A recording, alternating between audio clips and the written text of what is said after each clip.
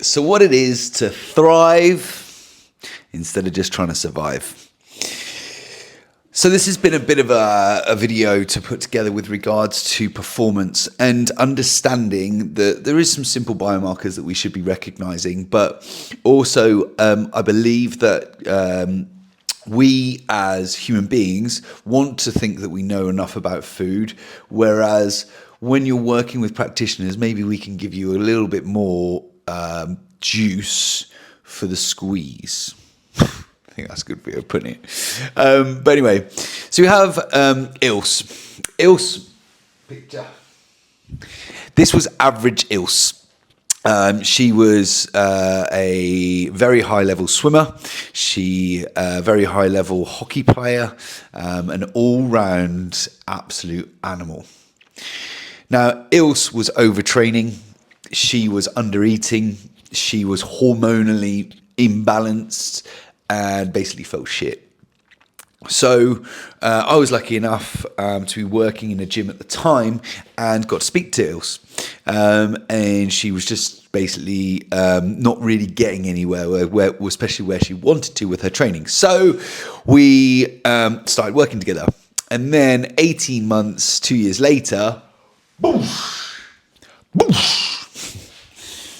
And it's a lot of hard work. A lot of hard work from her point, yes, 100%, but a lot of science-based, simple stuff too. And what I think with Ilse, and she will probably tell you herself, is that her biggest change has been in the last 6 months. So we have been working together for about 2 years, 18 months, 2 years, but her biggest change has come in the last 6 months. And this is through some really simple practices and understanding your digestive system and understanding rest and recovery. But what does that mean? Okay, so we have intrinsic and extrinsic motivators. So an intrinsic motivator is that I really love that my wife is proud of me when I go and run a marathon. That would be my intrinsic, and my extrinsic motivator would be, fuck, I look good in the mirror when I've got a six pack, that sort of bollocks. And for me, I don't think either of them are wrong, and I don't think either of them are right. I don't think they are like solely the only purpose. I think what we need to do is look at the overall picture. And within your GI tract and within your body and your central nervous system, understanding the autonomic system and everything else, we have intrinsic and extrinsic. Now, when we're talking about the extrinsic innovation that is our body, you've got these wonderful things in there. Where we're looking at your parasympathetic and your sympathetic nervous system. Now, your parasympathetic, the way I like to remember it, is like someone's running out of an aeroplane and they put their parachute out and they land nice and softly. That is your rest and digest. Then you have the sympathetic, where you don't have a parachute, you run out of the plane and you just fall flat on your fucking face. Not ideal. But that is your sympathetic mode. And that is your fight or flight. So when people, you're running out of the door, you're trying to eat your food, and you don't really digest anything that's in it particularly well. So why did Ilse get such good results? Ilse got good results because she applied what she was learning through herself, but also she was listening to a practitioner, somebody who knows what they're talking about, who've been doing it for a long time. Does she take any performance-enhancing drugs or supplements? Many people have would ask this question when looking at her physique, and I can confirm to you that she takes nothing. She takes a bit of creatine. She's taken glutamine and glycine. And what else has she taken? Ocean. So she's taken some electrolytes. And that's about it. And if she's taken anything else, then it has been very inconsistent. Like we've tried a couple of other supplements along the way for digestive properties and stuff like that, but she's shit. She's not very consistent with that stuff at all. But we've had our blood work done, and we will be going into lots of competitions this year. So if she has taken something, it will pop up, and you were all right, whoever said it. But let's move on from that. So what we found with Ilse's training is that it's really important that we look after this parasympathetic system. Now, this girl is very successful. She owns a gym. She works with her family in a very successful jewelry shop. She is always on the go and she loves doing sport. But since we've worked out that she needs to enjoy cold plunging, saunas, stretching, hydration, all of that stuff, it's made a big difference. So when I work with people, it is very much about trying to understand why they want to do something. Because if you want to do something averagely, go on ChatGPT or, go to your PT, go and get a 5 day a week, upper, lower, back and buys, whatever it is, have a couple of protein shakes a day, have a couple of eggs and see how it goes. But when you're really trying to thrive and you're really trying to understand your system, not only you should be getting your blood work done, it's pretty much a given, but also you want to be looking at your toiletries and also what you're investing your money in, because protein shakes are the biggest waste of money on the market, hands down, and probably the most sold. And I'm sure lots of people watching this will know that, because if I told you to eat 200 grams of protein every day, and if that 200 grams of protein you just had protein powder for 30 days, let's see what you look like. But if you ate a load of eggs for that many days, or 200 grams of protein in eggs, you'll probably be fine. And the same thing with steak and chicken and fish and everything else. So I would just stop on the protein shakes, whatever that means. Also, I would calm down on other supplements because there is something called bioavailability. Now, bioavailability is something really, really important for people to realize, and not a lot of people in common market would know this because it is quite a nutritionist term. Definitely doctors don't really talk about it, which is something that's a little bit scary. Doctors are amazing and very, very beneficial for lots of different things, but when it comes to nutrition, not the best. And hopefully they would admit that, because it's not something that's really in their syllabus when they're learning it at school or university or all the higher education that they do. And they are great. Promise you, I've got so much respect.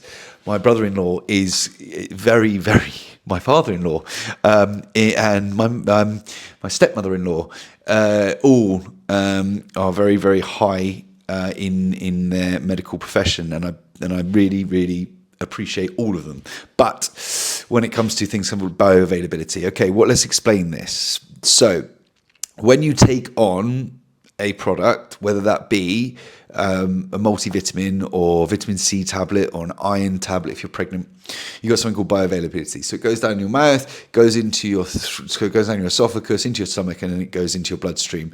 Now, your small intestine is there to take out the nutrients of all your solid foods, and then your large intestine or your colon is there to take out the electrolytes and the fluids from your foods, and that's how you have your store.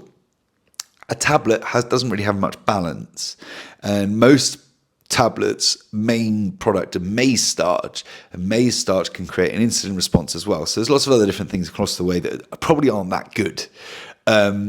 Whereas if you're eating whole-based foods, they have a dynamic which we still don't really understand. Us nutritionists understand it quite a lot. Some biochemists might understand it a lot more, but every action has a reaction. And just to put in iron, I think is a bit one-dimensional. Our body doesn't really work like that. So be a bit careful when it comes to that, because again, Ilse would sometimes, utilize things like that and just never really would work for her. So CNS, central nervous system, that is your parasympathetic and your sympathetic system. And then we're talking about this intrinsic innovation, like your enteric nervous system is, it's there, and it is necessary for us to understand of how it works in the autonomic nervous system. But as far as digestion and the GI tract is concerned, I think we're overcomplicating it. Let's just look at calmly eating your food properly and being able to do it.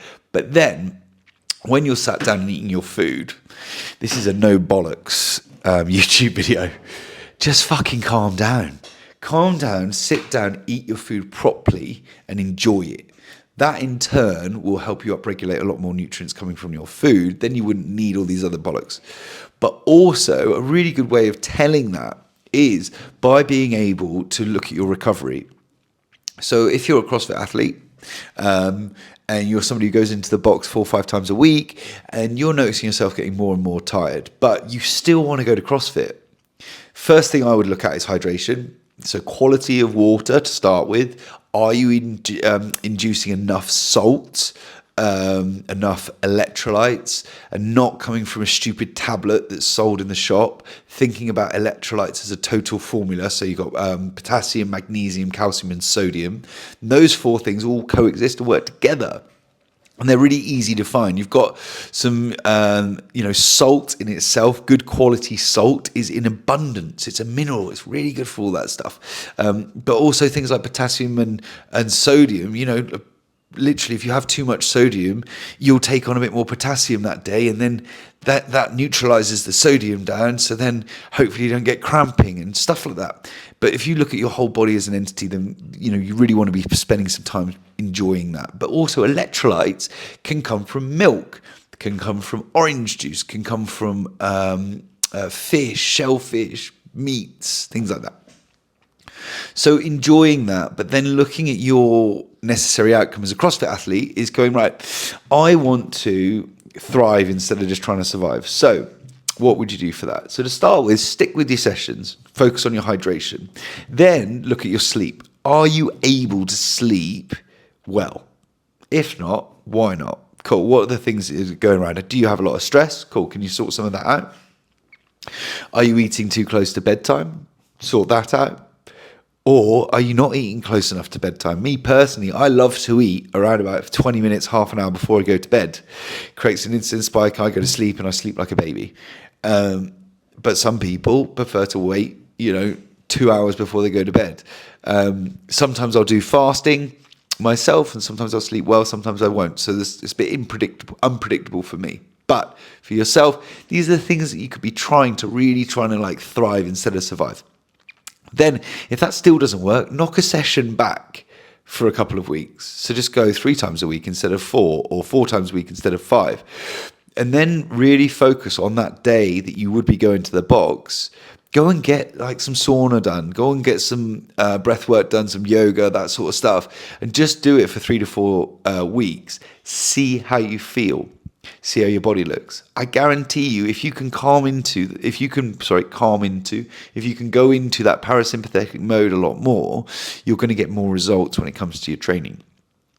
But you don't want to live like that. You want to go, right, well, I'm only doing 3 sessions a week now, Matt. I want to go back up to 4. Cool. Increase your food. But if you're increasing your food and you're suddenly putting on weight, then I would say you probably want to look at your digestion before reducing calories, because you want to go back up to that 4 sessions a week or 5 sessions a week.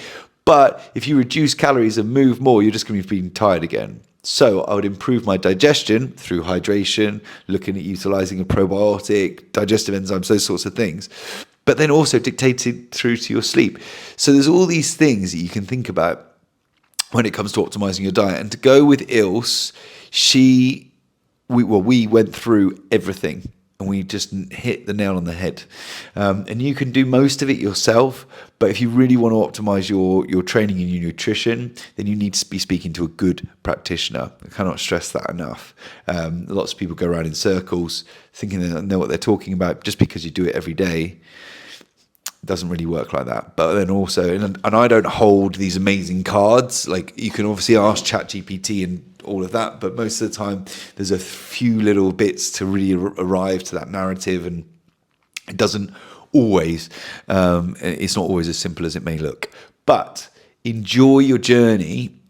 We will be doing an interview next week, me and Ilse, and we're going to be talking about her stuff. So if you've got any questions and you did get this far through the video, please do leave a comment below, and I can go through any of those questions with her, and then we can help us all thrive a bit more instead of just trying to survive. Cheers, team.